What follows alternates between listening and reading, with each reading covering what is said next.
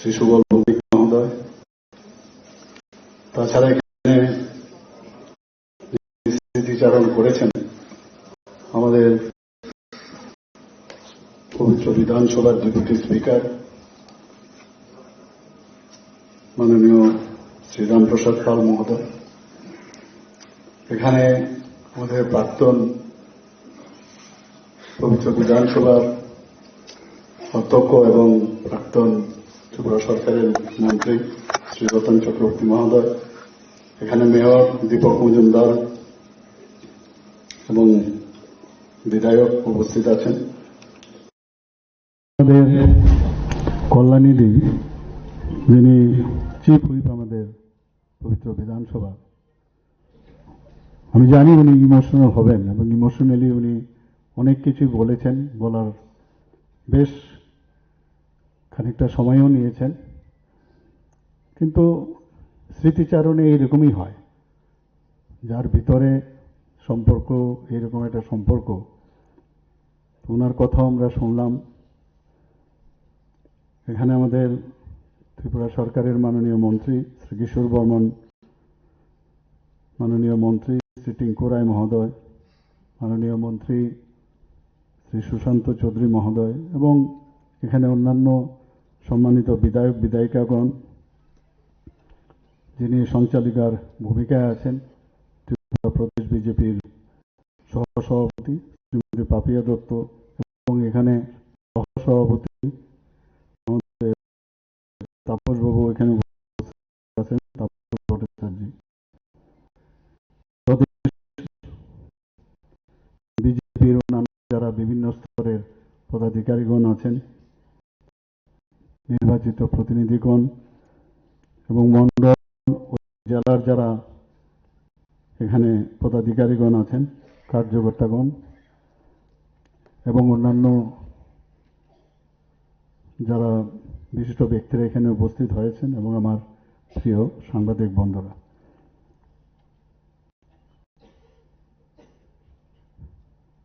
আমার আজকে এখানে বসে বসে এটাই ভাবছিলাম যে ফটো তো হলো, ফটোর মধ্যে মালাটা লাগলে কিন্তু গত হলো। ফটো আমার মনে আছে আমার এক সিনিয়র ডাক্তারবাবু উনি একদিন বলছিলেন, আরে আমাকে একজন মেডিকেল রিপ্রেজেন্টেটিভ আমাকে একটা ফটো দিতে এসছে, আমার ফটো। তা আমি ওনাকে বললাম, আমাকে ফটো বানিয়ে দিলি? মানে কথাটা কিন্তু এইরকমই, অর্থাৎ ফটো হয়ে গেলি, ওয়ালের মধ্যে ফটো লাগলো, আমরাও লাগাই, কিন্তু যখন ওই ফটোতে মালাটা লাগে তখন কিন্তু গত হয়ে যায়। আজকে এখানে এরকম একটা মুহূর্তে যেখানে ফটোর মধ্যে মালা আমরা দিলাম, ওনার প্রতি শ্রদ্ধা নিবেদনের জন্য আমরা সবাই মালা এবং ফুল দিয়ে ওনাকে শ্রদ্ধা নিবেদন করলাম। এটা সবার জন্যই হবে এবং মৃত্যুটা একমাত্র সত্যি, আর কোনো সত্যি নাই। এবং আমরা কিন্তু এটা ভুলে যাই, সত্যটাকে আমরা মানতে রাজি হই না, বিভিন্ন সময় বিভিন্ন কাজ করি, একবারও ভাবি না যে আমার কিন্তু শেষ পর্যন্ত আমার মৃত্যু অবধারিত। যে কোনো ব্যক্তি মারা গেলে অনেকে আছে যে এমন সব কাজ করে যে তার স্মৃতিচারণা করতে গেলে শেষ হবে না। কাজেই প্রতিটা ব্যক্তি এমন কাজ করা উচিত যার স্মৃতিচারণা যখন করবে তার স্মৃতি নিয়ে এত কথা থাকে যেন শেষ করা যায় না, এরকম ভাবে প্রতিটা মানুষ কাজ করা উচিত।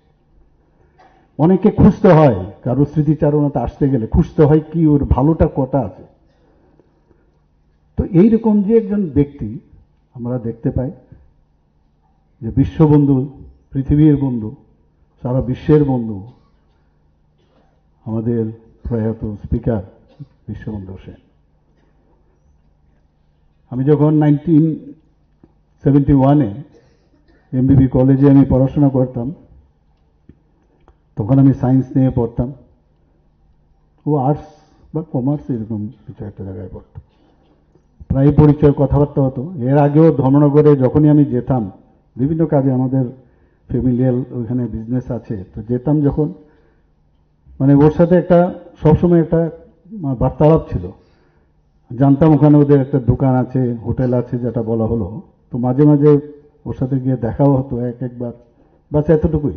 কিন্তু 71-এ যখন আমি এমবিবি কলেজে পড়ি তখন সেই হোস্টেল 1 নম্বর হোস্টেলে পড়াশোনা করতাম, এবং সেখানেও কিন্তু দাপুটে একজন ব্যক্তি ছিল সেখানে।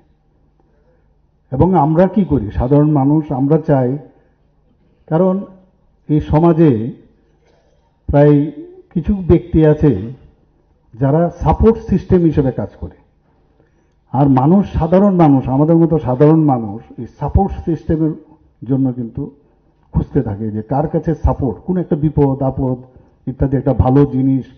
সাপোর্ট সিস্টেমের একটা হচ্ছে যে ফিজিক্যাল সাপোর্ট, আরেকটা হচ্ছে জ্ঞানের সাপোর্ট, আবার অনেক সময় আছে মিশ্র সাপোর্ট।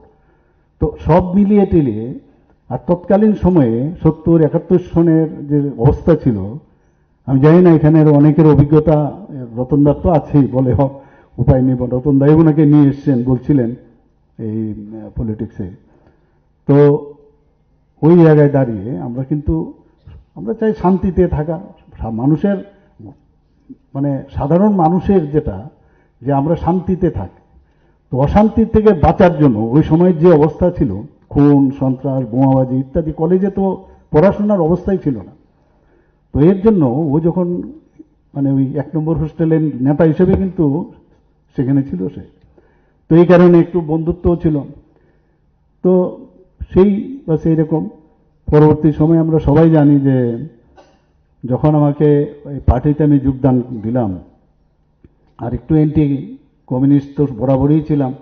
এখানে দীপকবাবু আছেন, আমাদের রতনদা তো মাঝে মাঝে আমার চেম্বারে আসতো, তো অন্যান্য পেশেন্ট বন্ধ করে দিয়ে, পেশেন্ট সব বাইরে ভর্তি, কিন্তু রতনদার সাথে বসে 20 তো প্রায় 1 ঘন্টা কথাই বলি যে কি অবস্থা, হাল হকিকত কি।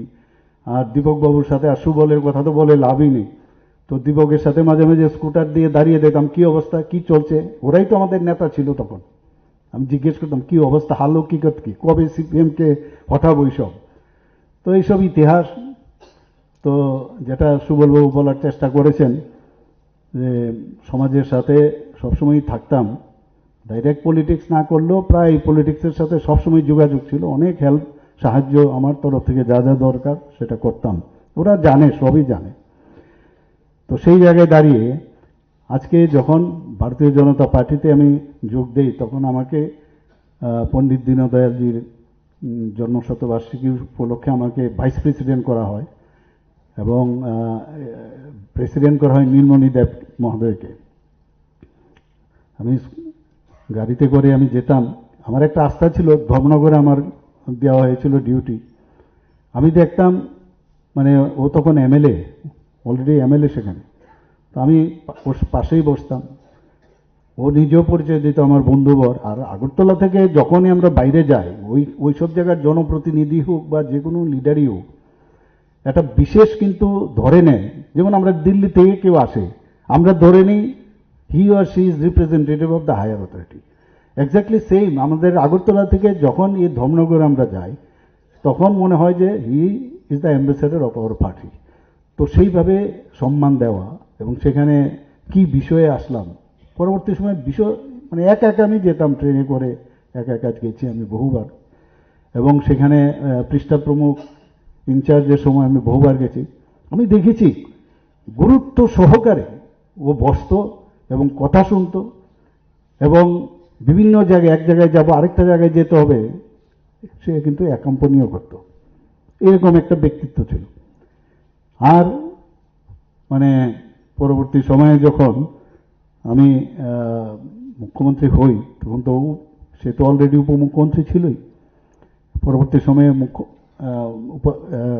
অধ্যক্ষ হয়, এবং আগরতলায় যখনই আসে সবসময় বলে যে আমি কিন্তু তোমার সাথে দেখা করবো, একবার আমি তোমার সাথে দেখা করতে চাই। কি ব্যাপার, বলে চা খাবো, এক কাপ চা খাবো, অন্য কিছু না। তো এরকমভাবে প্রায়ই আসে, আমিও যতটুকু পারি সম্মান দেওয়া।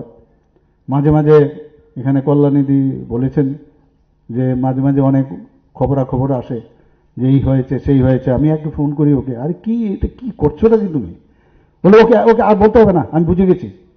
এই যে নিজে ফট করে নিয়ে যাওয়া, যে আর বেশি যাতে কথা না বলি, মানে এটা পয়েন্ট আউট করেছি, এর বেশি আর তর্ক না, কিচ্ছু না, বুঝে গেছি, না হবে না, এই যে বিষয়। তো অনেকটা 1953-তে ওর জন্ম দেখলাম এখানে, যে মে মাসে, আমার তো জানুয়ারি, তো আমি দেখলাম ও আমার থেকে একসাথে হলো আমার থেকে 5-6 বছরের ছোট। কিন্তু আজকে একটা পত্রিকার মধ্যে আমি দেখছিলাম ওকে বড়, 5 মাসের বড়, তা একটা পত্রিকার মধ্যে দেখেছি ও আমার বড় ভাই। তো পত্রিকা এখানে যারা সাংবাদিক বন্ধুরা আছেন, মাঝে মাঝে দেখি লেখার মধ্যেও কিন্তু লিখতে গেলে ঠিকভাবে লিখলে ঠিক লাগে খুব। তো যাই হোক, তো সেই জায়গায় ও লাস্ট এবার যখন আসলো, তো এসে এই 8ই আগস্ট এসছে, চা খেতে এসছে, আমার বলে লিকার চা, আমিও লিকার চা খেলাম, ও খেলো। তোর কিছু কিছু থাকে সবসময় ধর্মনগরকে নিয়ে সবসময় চিন্তা করে। আমি যখন নিউ টাউনশিপের জন্য বললাম ধর্মনগরে, এবার আমরা ধর্মনগর, আগরতলা এবং উদয়পুরে আমরা নিউ টাউনশিপ করব, এখানে স্যাটেলাইট টাউন করব। তা বলে আমাকে তো তুমি কিচ্ছু দিলে না। আমি বললাম, আরে তোমাকে তো দিলাম, ক্যান্সার হাসপাতালের জায়গা দিলাম তোমাকে। এরকম অনেক যখন যেটা হয় ওর সাথে ফোনে আমি কথা হয়, খুব হ্যাপি। আমরা ধর্মনগরকে এতদিন ধরে ওই জায়গাগুলো কিন্তু অনেকটা প্রপারলি কিন্তু অ্যাড্রেস করা হয়নি। তাই আমি ওকে বলেছি যে আমরা করব আস্তে আস্তে, সময় কম কিন্তু কাজ বেশি।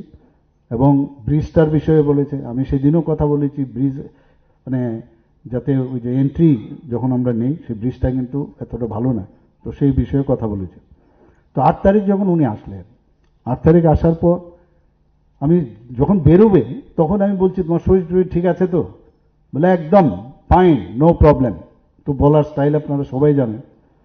তো বেরিয়ে গেল। এরপর তো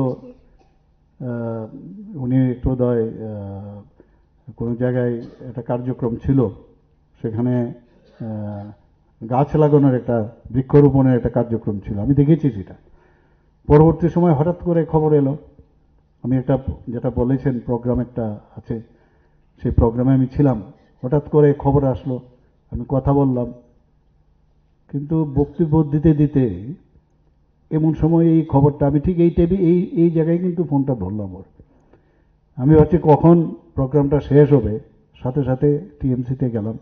গিয়ে তো আমি নিজে, যেহেতু ডাক্তারিতে আমি আছি, কার্ডিওভাস্কুলার অ্যাক্সিডেন্ট হয়েছে, মস্তিষ্কে রক্ত জমেছে, সেখান থেকে সবার সাথে মানে কথাবার্তা বললাম। এজ এ মুখ্যমন্ত্রী না, এজ এ ডাক্তার হিসেবে আমার সাথে সবসময় ডাক্তারবাবুদের একটা ভালো একটা রিলেশন বরাবরই ছিল। তো এদের সাথে কথা বলার পরে তারপর ওকে তো সময় নষ্ট করা যাবে না, তাড়াতাড়ি ওকে নিয়ে যেতে হবে। তো বসেই ঠিক করলাম যে অ্যাম্বুলেন্স কিভাবে আনা যাবে। অ্যাম্বুলেন্স আসলো এবং আমার যে গ্রিন করিডোর যেটাকে বলি সেটা তৈরি করলাম, আমার এসকোর্টের ভিতরে ঢুকিয়ে নিলাম। তো সেখান থেকে আমরা আলটিমেটলি আইএলএস এর মধ্যে সমস্ত মানে ওরার, কারণ আমরা তো চেয়েছিলাম তাকে জিবি হাসপাতালে, কিন্তু ফ্যামিলির ইচ্ছা, মানে ফ্যামিলির ইচ্ছাটা ভেরি ইম্পর্টেন্ট এখানে। ওই সময়ে কিন্তু আমরা যতই বলি, পত্রপত্রিকায় লেখে কিন্তু অনেক সময় যে কি হলো এখন দিয়ে আইএলএস কোথায় উড়িয়ে যাচ্ছে, কিন্তু এখানে কিন্তু ফ্যামিলির ইচ্ছাটা ভেরি ইম্পর্টেন্ট। একটা কিছু যদি হয় তখন বলবে যে এখানে চিকিৎসা বা ফ্যামিলির কাছে আমরা দায়বদ্ধ থাকবো। সেই জায়গায় আমরা ঠিক আছে আইএলএসে, কিন্তু সব ডাক্তারবাবুরা সেখানে উপস্থিত ছিলেন। এবং বিশ্বাস করুন, যখন বললেন যে এটা খুব ক্রিটিক্যাল, এত হিউজ, মানে ছোটোখাটো না, হিউজ ব্লাড করানো হয়েছে ব্রেনে, তো এটা ইমিডিয়েটলি সার্জারি করতে হবে, পুরো ব্লাড বের করে নিতে হবে। তো আমি যেহেতু জিনিসটা বুঝি, তো ওনার ফ্যামিলি মেম্বার্স, ওর ছেলেও ডাক্তার, তো কথাবার্তা বলে আমরা বললাম এখন এই মুহূর্তে বাইরে নিয়ে যাওয়ার কোনো সুবিধা নেই। তো ইমিডিয়েটলি আমরা নিউরো সার্জন সবাই এসছে, কিন্তু আমরা বলেছি আমরা কেউ এই অবস্থায় ওনাকে দেখব না, কারণ গেলে ইনফেকশন হতে পারে। আমরা নিচে এখানে রতনদা এরা আছেন, সবাইকে আমি ডাকলাম, আমাদের সমস্ত মিনিস্টার যারা ছিল, বিধায়ক, কারণ এটা একার সিদ্ধান্ত না, সবার সিদ্ধান্তের বিষয় আছে। সবাইকে ডেকে আমরা নিচে যে রুম ছিল সেখানে বসে আমরা কথাবার্তা বললাম। সবাই বলল যে না, এইভাবেই আমাদের যেতে হবে, এছাড়া আর কোনো উপায় নেই। এবং আমরা এটাও বললাম, ডাক্তার ওখান থেকে বলা হয়েছে কেউ যাতে, কারণ জনপ্রতিনিধি হলে বা যারা এইরকম জননেতা যাকে বলে, তাকে দেখার জন্য সবার ইচ্ছে হয়। তো আমরা বললাম যে আমরা যাব না, আমি তো যাইনি ওর ভিতরে ঢুকতে। তো ওর অপারেশন হলো, শেষ পর্যন্ত আমরা ওই দিনই একদিন গেল। সেকেন্ড ডে আমি দিল্লির থেকে এইমসের 2জন বিশিষ্ট নিউরোসার্জনকে আমি ডেকে পাঠালাম, যে ওয়েদার, কারণ এই মুহূর্তে শিফট করা যাবে না, যে ওর অবস্থাটা কীরকম। আমরা তাকে আনালাম, ওনারা দুজন দেখে বললো যে না, অপারেশনটা ঠিক সময়ে হয়েছে, যার জন্য ওর প্রাণে রক্ষা হয়েছে।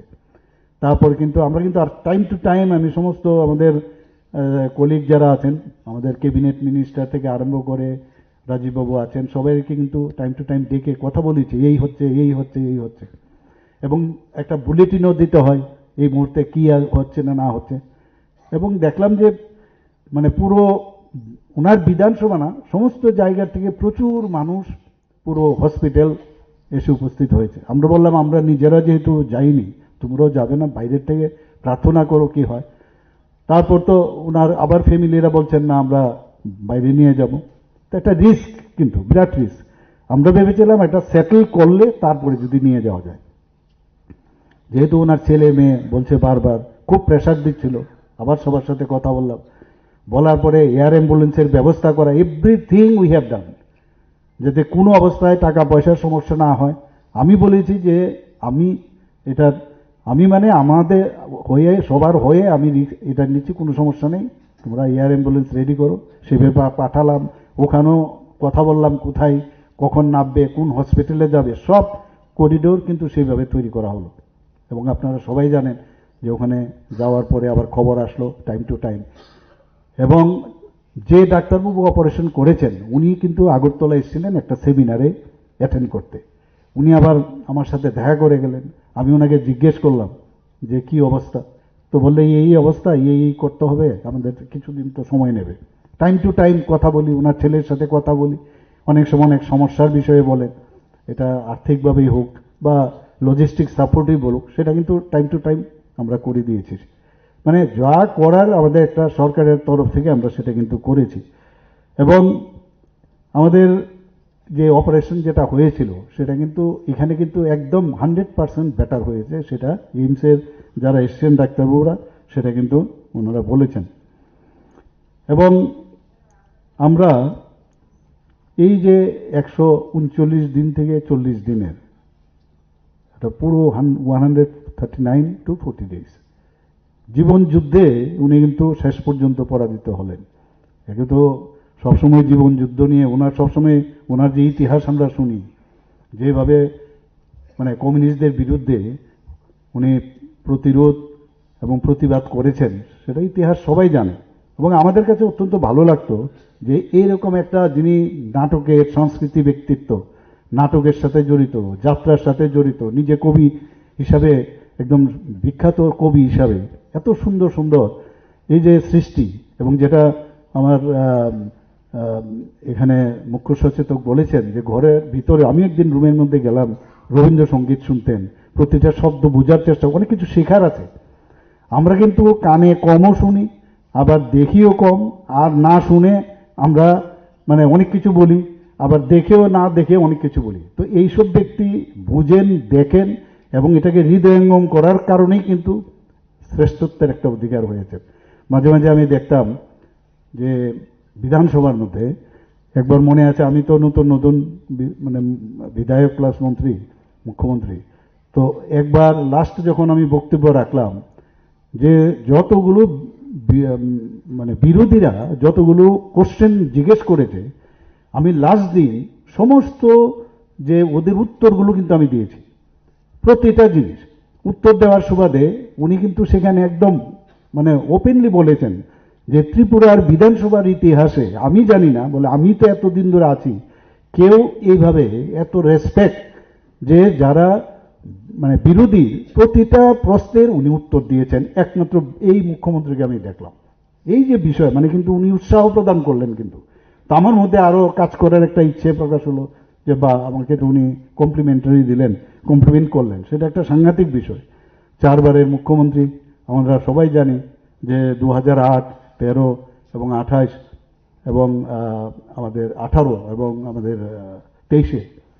এবং আমাকে যে কোনো জায়গার থেকে একজন বললেন যে এইবার কিন্তু ওনাকে অধ্যক্ষ বানাতে হবে। আমি বললাম ঠিক আছে, আপনারা যখন ইচ্ছা প্রকাশ করেছেন আমাদের অসুবিধা নেই। এবং সেইভাবে উনি হয়েছেন এবং খুব ওনার কৃতজ্ঞতা প্রকাশ করেছেন। আমি বললাম আরে আমি তো কিচ্ছু না, এগুলো তো আমাদের পার্টির যা নিয়ম আছে সেইভাবেই হয়, আমার এখানে কিচ্ছু করার নেই।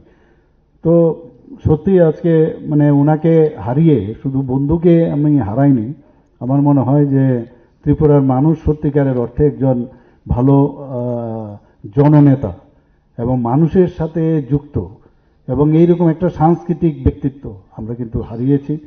এবং আমরা বিধানসভার মধ্যে ওনাকে দেখতাম, যদিও আমাদের পার্টির থেকে উনি মানে স্পিকার হয়েছেন, কিন্তু যতটুকু আমি দেখি চেষ্টা করতো যে নিরপেক্ষতাটা কিন্তু উনি বজায় রাখতেন এবং তার মধ্যে যে সংযম এবং দূরদর্শিতা। আবার খুব মজার বিষয় ছিল, এমন সব কথাবার্তা হঠাৎ করে মানে ওনার যে প্রেজেন্স অফ ইন্টেলিজেন্স আমি দেখতাম, এত সুন্দর।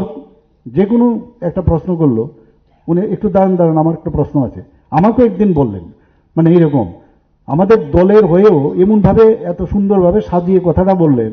এটা একমাত্র এই সাহিত্য নিয়ে চর্চা করার সুবাদেই কিন্তু উনি সেইভাবে বলেছেন না। আমার সেরকম কিন্তু খারাপ লাগলো না, অথচ কথাটা বলে ফেললেন। এবং ওনার যে ছাত্র জীবন থেকেই আমি দেখেছি যে যখন কলেজের মধ্যে তো আমি খেলাধুলাতেই বেশি যুক্ত ছিলাম এবং ওনাকে দেখতাম যে রাজনীতির সাথে উনি যুক্ত ছিলেন, এনএসইউআইও করেছেন। সুবলবাবু তো বললেন ওর সাথে বিশ্বদা এবং আমরা একটা মানে ডাইরেক্টলি আর ইনডাইরেক্টলি হোক ওর সাথে কিন্তু একটা সবসময় একটা মানে পরিচয় আমার ছিলই। 2018 সালে যখন থার্ড টাইম উনি বিধায়ক হন, তখন উনি একটা সুন্দর একটা স্লোগান দিয়েছেন। এখন এই স্লোগানটা কি? Clean Dharmanagar, clean clean Dharmanagar, green Dharmanagar and love Dharmanagar. মানে ভাবুন কথাটা, কত সুন্দর কথা উনি বলেছেন এবং নিজে প্রায় দেখেছেন যে পরিষ্কার পরিচ্ছন্নতা। আমরা এখানে টিঙ্কুবাবু আছেন এবং সেখানে যখনই আমি আগরতলা থেকে ধর্মনগর যেতাম, ও কিন্তু ঠিক হাজির থাকতো ট্রেনের সামনে এসে বলে ঠিক আছে, সব ঠিক আছে। আগে যখন হেলিকপ্টারে যেতাম সেখানেও, আর সবসময় একটা মানে প্রোঅ্যাক্টিভ থাকার যে বিষয়, মানে আমি যেটা ডিসিশন নিয়েছি দিস ইজ কারেক্ট, অন্যরা উল্টাপাল্টা কি বললে ফরগেট অ্যাবাউট দ্যাট। এই যে একটা অফেন্স টাইপের যে একটা ব্যবহার, সেটা কিন্তু শিকার আছে এখানে কিন্তু। এবং এটাও কিন্তু এক ধরনের যে লিডার বলতে যেটা বোঝায়, লিডার তো অনেকেই হয়, নেতা অনেকেই হয়, কিন্তু জননেতা হওয়ার যেসব কোয়ালিটি ওনার মধ্যে আমরা দেখেছি। মাত্র 71 বছর বয়সে উনি আরেক জায়গায় পাড়ি দিলেন। আমি বিশ্ববন্ধু সেনের যে প্রয়াণে আমি ঈশ্বরের কাছে ওনার বিদেহী আত্মার শান্তি মানে যাতে শান্তি হোক সেই আশা রাখছি এবং ওনার সুখ সন্তপ্ত পরিবারের এই যে ক্ষতি হয়ে গেল সেটা সহ্য করার জন্য শক্তি দেয় সেই আশা রেখে আমি আমার কথা বলা শেষ করছি। নমস্কার, জয় হিন্দ।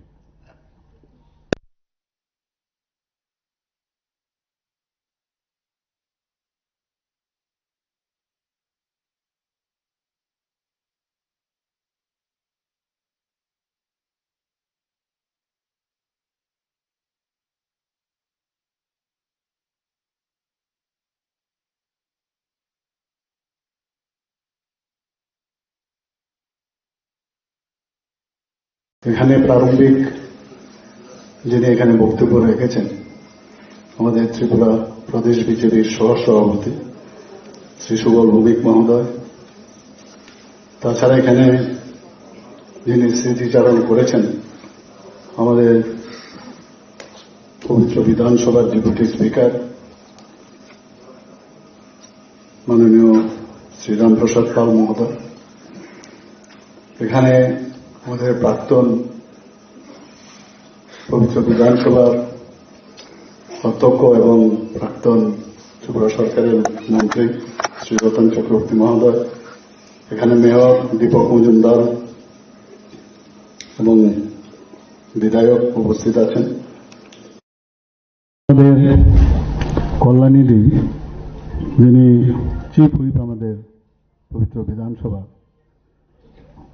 আমি জানি উনি ইমোশনাল হবেন এবং ইমোশনালি উনি অনেক কিছু বলেছেন, বলার বেশ খানিকটা সময়ও নিয়েছেন, কিন্তু স্মৃতিচারণে এইরকমই হয়, যার ভিতরে সম্পর্ক, এরকম একটা সম্পর্ক ওনার কথা আমরা শুনলাম। এখানে আমাদের ত্রিপুরা সরকারের মাননীয় মন্ত্রী শ্রী কিশোর বর্মন, মাননীয় মন্ত্রী শ্রী টিঙ্কু রায় মহোদয়, মাননীয় মন্ত্রী শ্রী সুশান্ত চৌধুরী মহোদয় এবং এখানে অন্যান্য সম্মানিত বিধায়ক বিধায়িকাগণ, যিনি সঞ্চালিকার ভূমিকায় আছেন, ত্রিপুরা প্রদেশ বিজেপির সহসভাপতি শ্রীমতী পাপিয়া দত্ত এবং এখানে সহসভাপতি আমাদের তাপসবাবু এখানে উপস্থিত আছেন, তাপস ভট্টাচার্য, প্রদেশ বিজেপির অন্যান্য যারা বিভিন্ন স্তরের পদাধিকারীগণ আছেন, নির্বাচিত প্রতিনিধিগণ এবং মণ্ডল ও জেলার যারা এখানে পদাধিকারীগণ আছেন, কার্যকর্তাগণ এবং অন্যান্য যারা বিশিষ্ট ব্যক্তিরা এখানে উপস্থিত হয়েছেন এবং আমার প্রিয় সাংবাদিক বন্ধুরা,